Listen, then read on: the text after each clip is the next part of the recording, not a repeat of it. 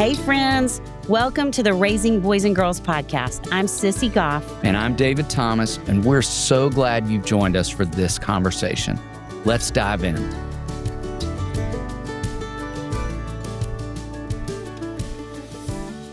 I don't even really know what to say. We can't believe what just happened. I literally had tears in my eyes for the first half of the conversation and kept trying to talk to myself to not embarrass myself in front of her and cry the whole time. Sally Lloyd-Jones is every bit as dear and wonderful and wise and comforting and hopeful as the book she's written. It's the truth. And there's just no way to quantify the impact she has had on the two of us and people we love and how many times we have read her words. You all, if you haven't already, right now, go to your local bookstore or to Amazon and buy Jesus, Our True Friend and the Jesus Storybook Bible. Actually, go ahead. Everything she owns. Everything Just go ahead and she's purchase written. the whole library, and you'll thank us later. And your kids will too. And they will know Jesus better because of it. Stick around for the end of this interview because we have a surprise at the very end you won't believe. So Sally Lloyd-Jones is a New York Times bestselling writer of over 40 books for children. Her work has been critically acclaimed by the New York Times and the Wall Street Journal and includes our beloved The Jesus Storybook Bible, an ALA Notable and Platinum Book Award winner, which has been translated into 70 languages and has sold 6 million copies. And I'm so grateful for that. Sally was born in Uganda, raised in East and West Africa, and at a boarding school in the New Forest, England, studied at the Sorbonne, and now lives in New York City. Enjoy this conversation with the delightful Sally Lloyd-Jones. I want you to know two things. One, whenever we do parenting conferences, we talk about your work anywhere. And we will say, how many of you have read the Jesus Storybook Bible by Sally Lloyd-Jones? And, you can imagine the amount of people that raise their hand. And then we say, how many of you cry every time you read the Jesus Storybook Bible? And all the hands go up, including ours. And I think you know this, and it's going to make me cry saying it out loud to you, but when the Covenant shooting happened, that was our backyard and a place that we loved and were really close to, and close to the head of school who was killed that day. And we were asked to come and speak to the parents and the faculty the next night. Wasn't it the next night? And we can say all of the practical things in the world on this is hopefully will help you talk to your kids, and this is how to navigate this. And we obviously wanted to share something from a faith-based perspective and just didn't have the words. And so that is exactly what we did. We read your book. Praise God. And he knew, didn't he? Yes, he did. When he wrote that, he knew that would be a bomb. And maybe that was exactly for that's the mystery, isn't it? Where it comes, it's that mystery of it comes through us and we're so honored.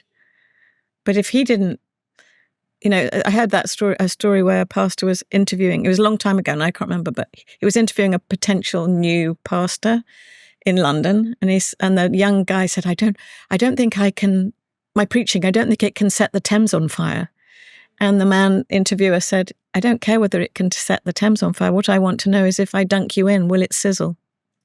Wow. Because God is the one who sets the Thames on fire. Wow. Isn't that beautiful? That's we're supposed to be on fire ourselves. Scary enough of that. And we might be sizzling and God won't set the Thames on fire, but he'll reach someone through a tiny, we don't know, do we ever? Yes. But thank you for sharing because that's the greatest honor. You can't, And we partnered together, didn't we? Yes. Because I could never have read to those people, but you could. We couldn't do it alone, can we? Absolutely. Yes. Well, and we're so excited about this book. Yes, we are. So we obviously were on YouTube and in person, and so wanted to show it off. So for any of you who are listening, Jesus, Our True Friend, Stories to Fill Your Heart with Joy, which is certainly true. And we brought our own books that we were hoping you would sign for us today. I love to do that. And I have some nephews I'm hoping. Oh, perfect. They're the best. And we just, for all of you listening, we have literally been counting down the days to get to sit with you. Have just been so excited. I'm so excited because, as I said, I feel like I've met you, but I haven't. No. It's so nice. I know. It's so lovely. So we would love to start with hearing about what inspired you to write this book now. Well, I wrote it a while ago. So now it's an interesting time that it's come out. But I wrote it originally because I've thought a lot about it. I thought about this when I was writing Thoughts to Make Your Heart Sing, too. Which we love also. Yes, we do. Everything she's written. Yes, we do. And I wrote that book for my niece who was being bullied at school. And I asked her, what do you read before you go? And she was about 8. I said, what do you read before you go into school and you have to face these bullies? And she showed me this kind of workbook, which there's nothing wrong with workbooks. But in this context, what she was reading was, for instance, just like the little boy in the feeding of the 5,000, we should share our lunch. Well, that's not very helpful to a little girl going in to face bullies. Yes. And I thought, I wish she had something that would tell her what God says about her instead of what the bullies say about her. And that's why I wrote that book. And out of that same spirit, I think, is the same with this book. Children, in all the things we give them, and we have to give them we have to give them guidance, they have to learn about rules, and they have to do homework and all these things. But in all the things we've given them, sometimes I wonder if we've forgotten to give them hope. And especially in their devotional time with the Lord, are we telling them to try harder, do it better, well-meaning? But is it a bit like with my niece? You're telling a little girl to go and share her lunch. It's not really helpful. And it's not, also I like to tell people, it's not what we would, as adults, we don't go to the Bible to be told, yes, we have guidance. But in the morning when we're facing something scary, do we go to the Bible to be told off? No, we go to the Bible to hear God's words of comfort and hope so that we can be strong enough to go in and he can help us. So that's where that book, the new book, came from, is I wanted it to be a book of hope for children, to know that they have a friend who's with them. Because that's what my niece needed. She needed to know she's not going in alone. Yes. She has a friend with her who loves her, who knows her, who understands that she's not alone. So that's why I wrote it. But now it's come out at a time, and this is the mystery of writing and books and your work too. It's like God knows the time it needs to come out and how long it takes. A book takes as long as it takes. I always say that to fellow writers who are. Yes. And this book seems to have come out at just the time, that God meant it to come out, because it feels like we need this comfort and joy and hope. Indeed. And from a therapeutic standpoint, we would say kids feel more isolated than ever before at all ages and anxious. And so to have this now, yes. Even little ones. Even little ones. Yeah, even little ones. I'm saying that like you. Even little ones. Yes. So it feels really important. And I mean, I think it's not just little ones who need this book. Well, it's all of us at all ages. I was reading it for myself this morning. Well, I have that sense too, because I tried it out. I always test out my, before it becomes the actual book, I test it out on various people. And I tested it out on my sister because she's a teacher, so she can channel what children will think. So I really was having her read it to tell me what children will think. But all she could say was, I needed this today. And she's an overwhelmed mother, trying to do everything perfectly. And of course, it was Mary and Martha that the Lord used to. So I do wonder if it might be a book of like a sort of chance to just pause and let God's love reach you. I don't know. Yes. I hope so. Sally, I think that is true in all of your writing. Like I even think back to having read the Jesus Storybook Bible to my children, my parents, their grandparents having read it to them when they would visit. And then when I lost my mom to cancer almost 8 years ago, I read it back to her in the last days. Like it was beautiful. For her, it was for me, it was for all of us. So I think that's true in all of your writing. Thank you. Well, praise God. I think it's probably very true in your ministry too. It's like our job is to get out of the way. Yes. I mean, they say as a writer, your job is to get out of the way and let the story through. In this kind of work, I think our job is to get out of the way and let the beauty of the gospel through. So in terms of a book, I feel passionately everything has to be excellent, because if it's not excellent, it's an obstacle. So for instance, if the typeface is wrong and it's hard to read, you've set up an obstacle, the reader will feel exhausted and they won't know why, and they'll put the book down. Or if the illustrations aren't right. So if everything is excellent, it's like the design, if it's all excellent, it's invisible in a way, and the beauty of the gospel can be on full display. So that's what I think our job is. Because it's the beauty of the gospel, isn't it? It is the beauty that moves people. Yes. And that's so moving. Because then it's between that person and God, really. It's holy ground, isn't it? Like your mum. Yes. Indeed. Well, and on that note of the gospel, you have chosen 7 stories drawn from the gospel. How did you choose those stories in particular? Well, they were stories I'd wanted to tell, but I never had retold. And Jago and I, obviously we did the Jesus Storybook Bible and had a certain limited number of stories. Then we had the Thoughts to Make Your Heart Sing and had some other stories in there. But there were several that I hadn't written. And I just started thinking, I think I may have started with, I can't remember, it might have been Mary and Martha, but I just was, without any idea of what it was going to be, I just was working on a story just to see where it would go. And I just quietly, without telling anyone, I was working on these stories. And so that's how I started to put it together. And I just thought, well, it's fun to try, and then the mystery of it was, I was doing these stories, and one of them, Good Samaritan, I loved as a little girl, so I wrote that one. But then the other mystery of it is, I was sharing it with a friend very early on, the manuscript, and she went, you've chosen the 3 pillars of Tim and Kathy's Keller ministry when they came to New York. 3 stories were the pillars of their ministry. The older brother of the prodigal son, the Good Samaritan, and the wedding at Cana. And so that was mysterious. And I thought, well, that's interesting. Yes. But the other main thing is, Robert Frost said, no tears in the writer, no tears in the reader. So the way I chose the stories was they had to move me in that particular moment. And sometimes you do the research and then it's moving you as you research. You don't always know it's going to, but you have to get to that point where you're moved so that it comes. And that's the mystery too. So how does that work? Right. How does anyone, but that seems to be true. If I make children laugh and adults cry, I'm on the right place. But if it swaps around, that might not be so good. Well, I think you're definitely on the right track. That has been our experience.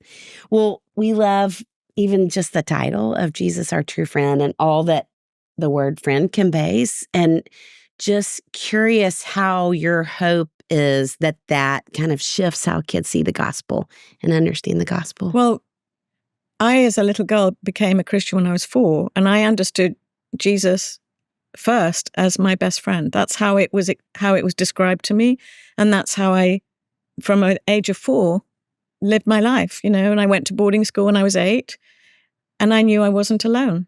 I knew Jesus was my best friend. Well, what an amazing gift to know that. So it may not have been very sort of conscious, but I'm sort of writing for that little girl that I was. Yes. That I knew Jesus was my best friend.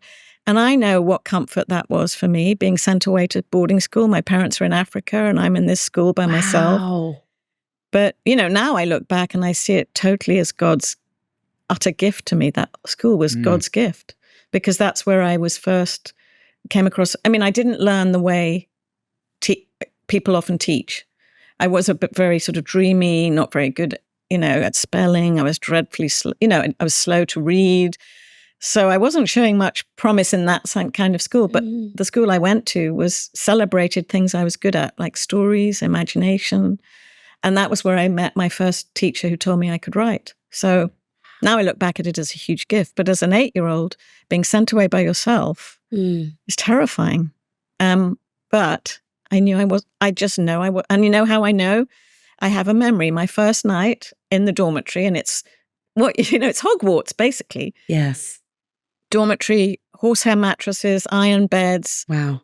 20 of us in a room in this old manor house, which, by the way, was the house of the last woman beheaded in England. Oh, my goodness. Yes. I mean, you didn't know that at 8, did you? I did. I loved it. I loved it. No, I thought it was fantastic. Okay, anyway, good. But that first night, I thought, well, Jesus is with me. and I'm an 8-year-old. So I better squish over. So I squished myself over to the edge of the bed. So I have that, Sally, that's that beautiful. in my head. So that tells me I'm not making this up. That little 8-year-old, children are so literal, but that's so beautiful. Yes, indeed, it's beautiful. He's been faithful all those. You know, it took me a while to get to the right view of God, but I knew Jesus was my best friend. But you know what has moved me greatly is a dear friend who's a wonderful pastor of pastors, and he said, you know, he just had a way of saying, it's really unfair how we treat God the Father, because Jesus, there's nothing about Jesus that isn't also God the Father. Everything about God the Father we see in Jesus. But so often we love Jesus, but we think God is not pleased with us and we don't like him. You know, if we're not really listening to the truth. And I just think, oh, yeah, as a little girl, I thought God was this hard taskmaster person, but Jesus was my best friend. But at least if you start with Jesus as your best friend, you've got a way to the Father, haven't you? Indeed. Yes. Indeed. Yes.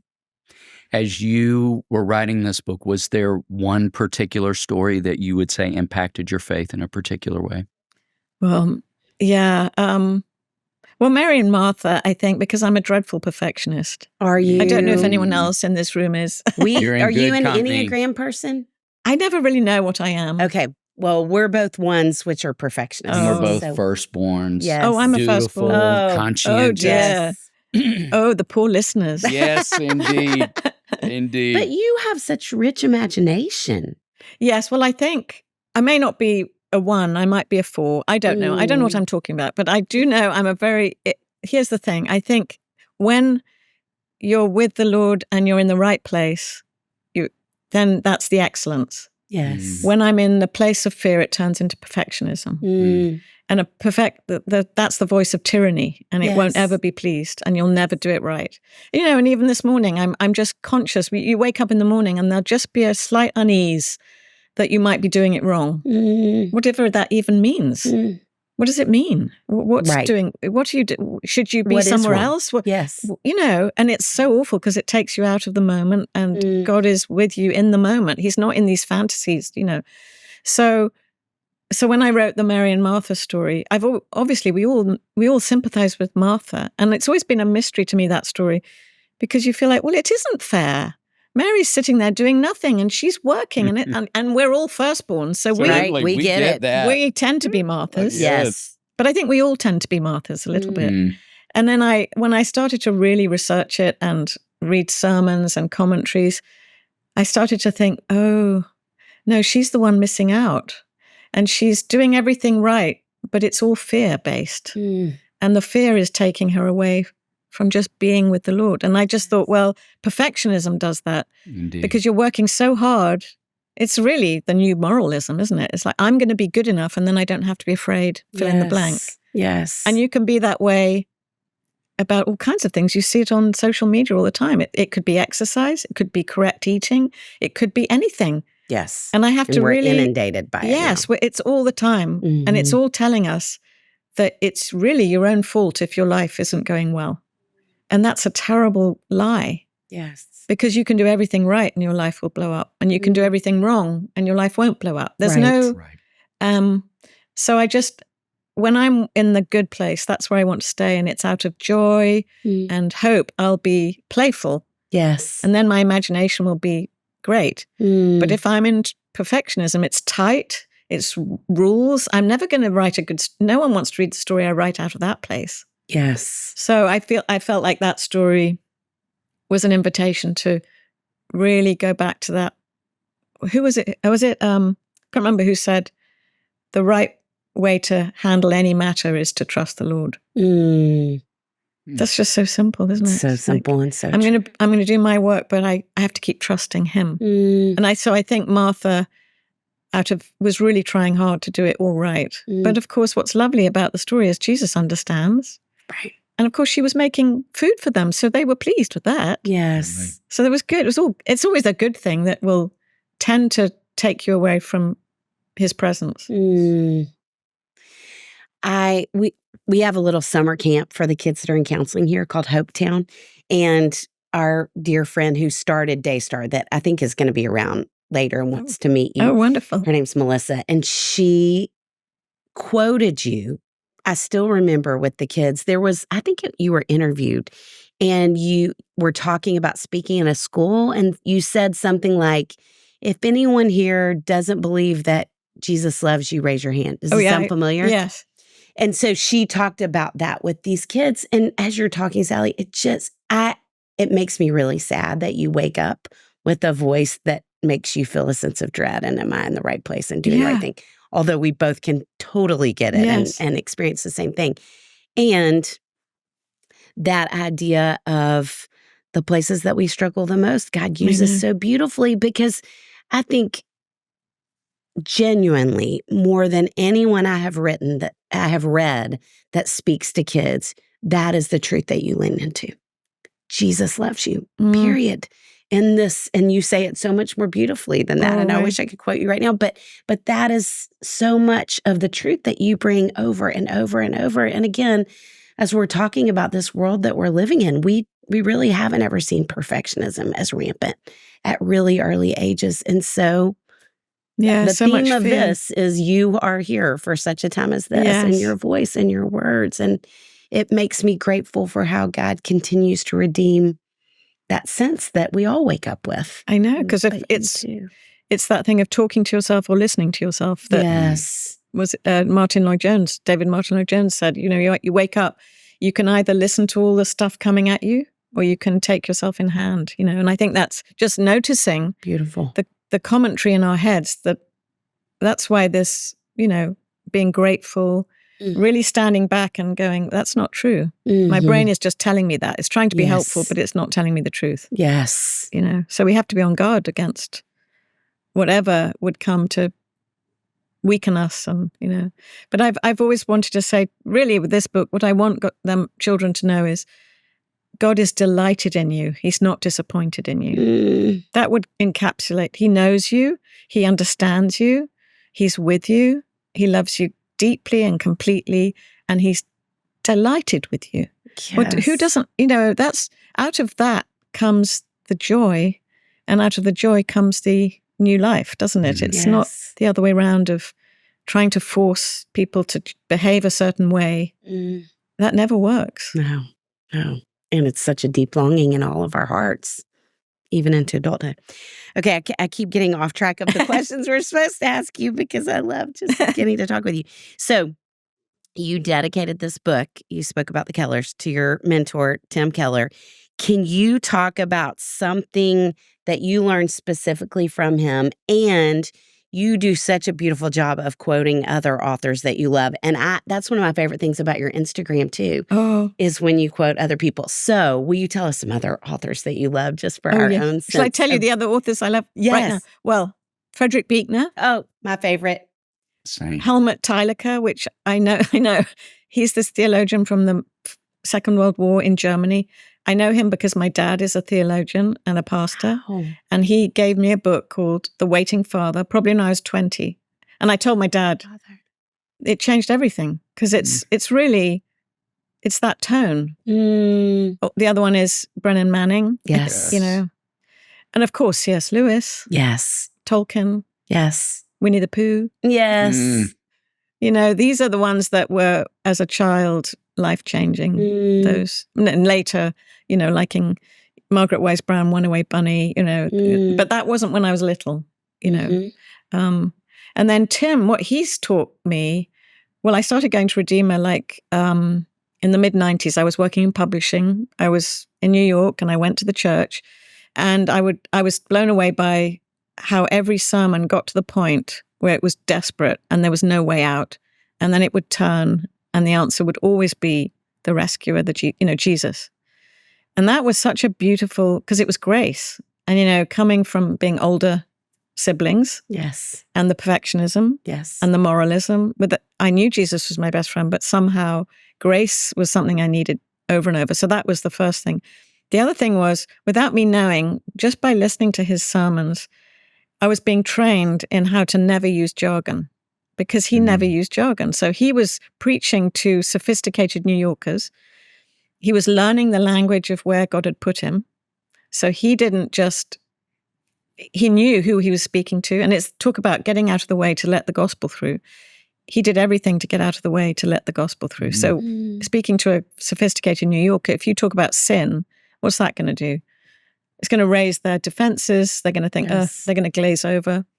But if you talk about, if anything's more important in your heart than God, then you're not free, you're slaves. Well, then that's something different. Yes. So I would be listening to this, and just because I was working in children's publishing and I wanted to write, but I didn't think I was good enough, I just would be, as an exercise, be thinking, so how would I describe, I couldn't really say that to children, but what could I say? So all over those years, I was just, without realizing, learning, having theology that's so sound, and also thinking about jargon and avoiding jargon. And then when it came time to write the Jesus Storybook Bible, which was 2003, 2004, I'd had 10 years of sitting under Tim's, being trained in the theology of grace and being trained by a master in how to think about your audience and find the right words. And then I had a nephew who was born in the middle of that. And so I would think, okay, if I'm writing this story, and this keeps you so honest, as you know, and he's 5, how am I going to describe this to him? And also, how am I going to describe it to him so that he understands that, so sin isn't just breaking the rules, it's breaking God's heart. A child doesn't want to break anyone's heart. No. So that's how you describe it to a child. It's not just about breaking the rule. And you don't call sin, you just talk about rules because they know about rules. Yes. So having the nephew there so I feel like all these elements were given to me. And I actually find it so moving because Tim and Kathy moved to New York in 1989, and I moved from England to America in 1989. And when I found that out, I felt like I saw a tiny glimpse of what God's doing in all of our lives all the time, moving pieces together. We don't see it. We're just thinking we're fumbling along. And then when we look back, we go, look how he did that. Yes. Just exactly what you need. And I like to tell my nieces and nephews that story and other stories like that, to say, like you just said to me, you're exactly where you're meant to be, exactly on schedule. And it may not look like it, but when you look back, you'll see a plan. Yes. Right at the time, don't know. It's like Abraham going and not knowing where he's going, but saying yes. Yes. So that was a long answer. That's a beautiful answer. It's a beautiful answer.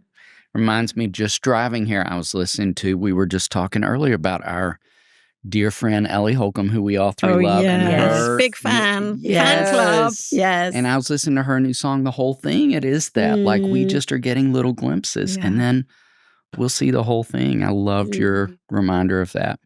And you've talked some already about hopes for this new book. But is there any other hope or prayer that you would say you have for children who are reading this book? I think that maybe it break through to them that Jesus is really their friend. And he's really, just like, in this book, there's a storm. So if they're in a storm, he'll come to them in the middle of the storm. And he's not scared. So they don't have to be. Or if everything goes wrong, like the party that goes wrong and everything's gone wrong, he's the one who brings joy. So the story doesn't end the way we think, it doesn't end in sadness, it ends in joy. So I think I want them to have hope and joy, to realize, I love that. I think it was Meister Eckhart that said, we begin in the laughter of the Trinity. Wow. So joy is at the center of everything. And that's, I think, we need joy and we need hope right now because it's so ugly. Maybe it's always been ugly and everyone says this every generation, but right now, I think they need to know that there's goodness and joy and hope and someone who won't ever leave them. Yes. So that's my prayer, is that they really know he's their best friend, like I did as a little girl. I have to tell you, too, as you share that you did this exquisite job, which I think you do in all your writing, of communicating his compassion for us when we mess up. And I think about that thread throughout the stories as well. And I loved your telling of the prodigal son in this book. And that photo, the illustration on the one page that's really big of the elder brother. And I've always identified the most with the elder brother. And I thought, I looked at his face in that kind of angry expression, and the beauty of what you're communicating, that of he loves, Jesus has compassion for that angry elder brother. And the people who picked up the stones, and I know, isn't Martha, that amazing? who's working so hard, all the threads of that you do a beautiful job of communicating. Oh, thank you. Yes. Even when we've messed up, and when I was writing that story about the woman caught sinning with the stone throwers, because we have so many we're all throwing stones at the moment. Indeed. But the fact that Jesus cares about the stone throwers and gives them a chance, that was very moving to me, because we tend to want to go bad guys, good guys. That's what we're doing right now, isn't it? But Jesus doesn't. He's the rescuer of everyone. Yeah.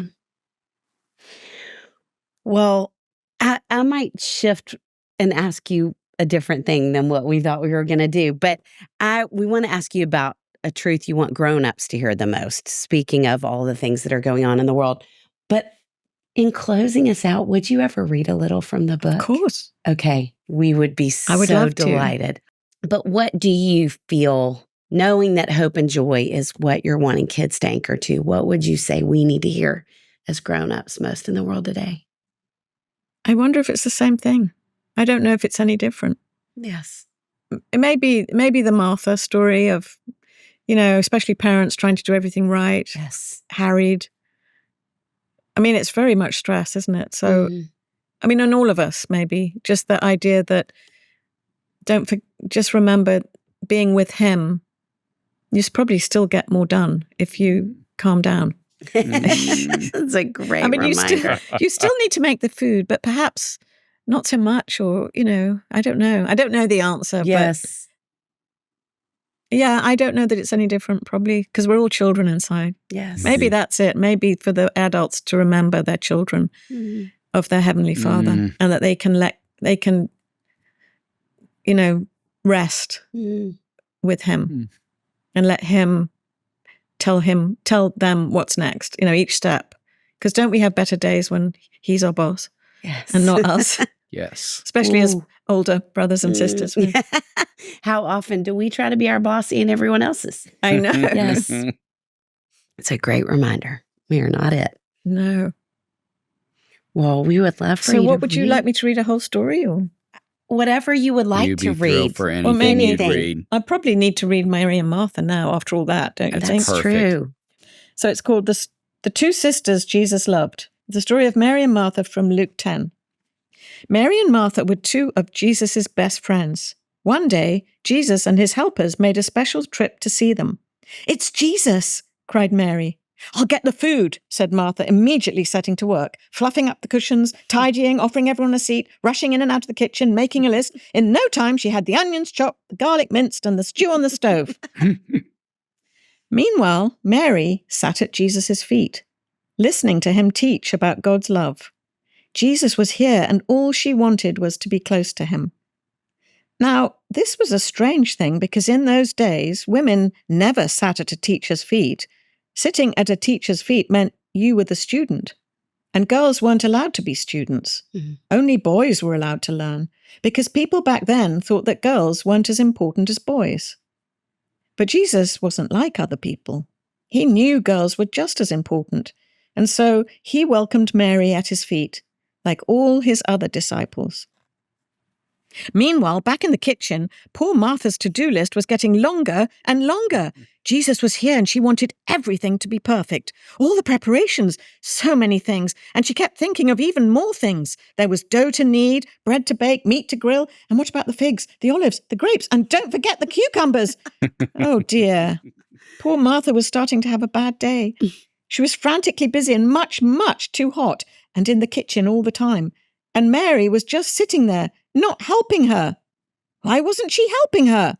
Martha could feel she was beginning to get very angry. Her anger was simmering, bubbling up, boiling over until she couldn't help it. She stormed into the room, interrupting Jesus.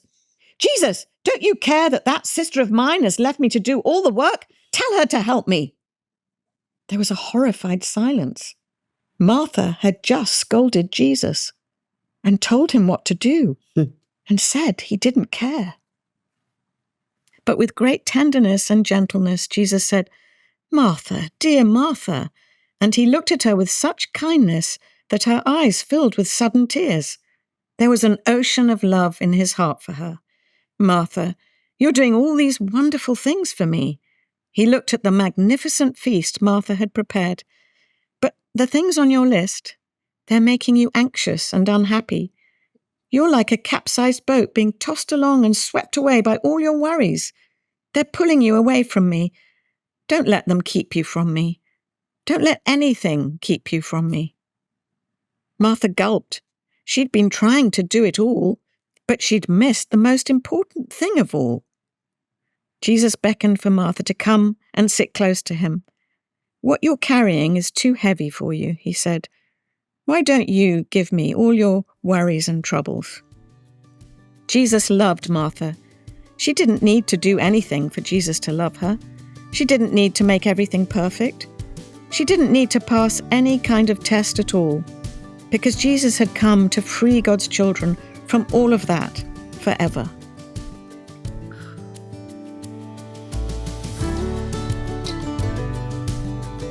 David, what a team we have that we get to call friends who help make this podcast possible. Chris Starrett, our engineer. Our management team at KCH. And we are thrilled to be a part of the That Sounds Fun network.